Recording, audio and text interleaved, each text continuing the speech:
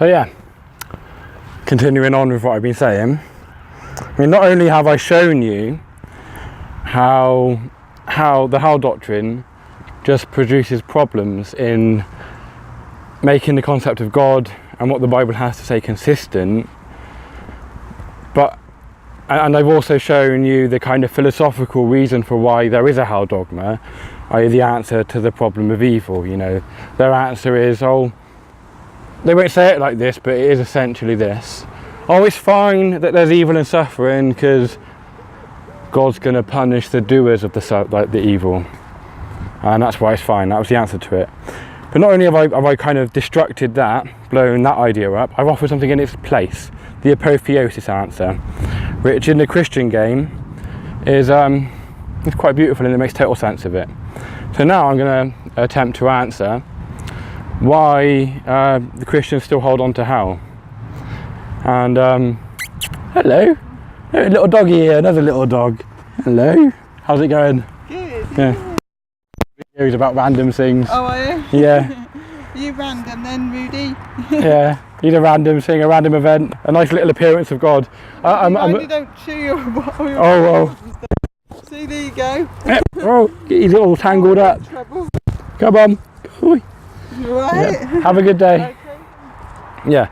So I'm going to attempt to answer why Christians still believe it. Because if you look on the face of it, it's like, well, the apotheosis answer is bloody awesome. It puts you in an epic kind of mythological scale level story. So why wouldn't they have it? Why do they not want that, but accept the idea of the gospel as just being, well, you're going to go to hell if God didn't do anything, but because he killed his son, you get to choose to accept him and go to heaven, where you're going to live forever and ever and ever, genuflecting towards the throne of God.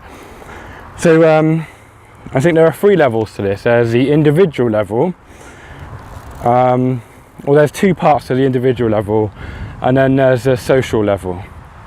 So on the individual level, you've got these Christians, and they're kind of stuck in this game, and they're playing this game, and they're playing it because they enjoy it and they want to play it. But like most of us, that's not enough, is it? We want to make out that what we're doing is serious, and we kind of want to be the hero. So what the hell dogma does is it creates a story in which the Christian can be the hero. I'm saving you from your sins. That's a very powerful kind of pull, and it's not rational or logical. The second one is how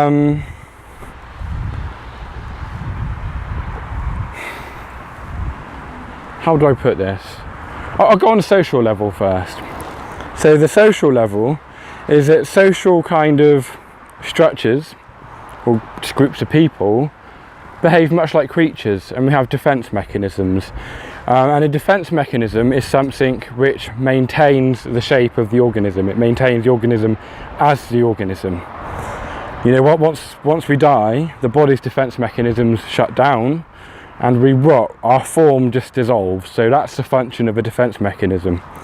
And what the hell dogma does is it introduces fear into the individual members of the organism, and it stops them from deviating from the path. It stops them from looking at other things, and it keeps them in line. It keeps them within the organism, performing the function within the social organism that the social organism needs them to perform. Oh, and then to bring it back to the last part of the individual thing, the individual needs a social structure. We're social creatures, and we need a society.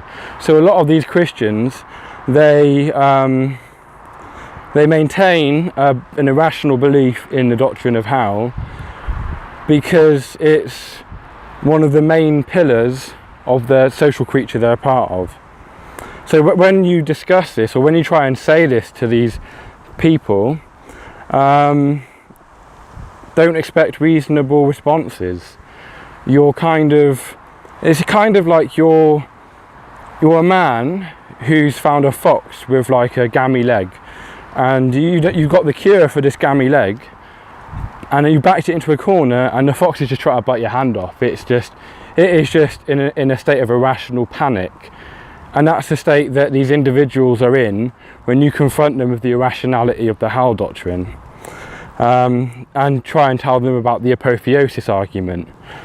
And this is why Jesus said, I send you out like sheep amongst wolves, because these people, not anymore, it's kind of like within our current secular state you're quite safe, but in the past people, they would burn you at a stake for saying this kind of stuff. They crucified Jesus for talking about the apotheosis argument, for saying how man is God essentially. But it's what they need. They're living in fear. They're living under this kind of dogma, and it's wrecking their lives, and it's making them like puppet people, you know, not real people.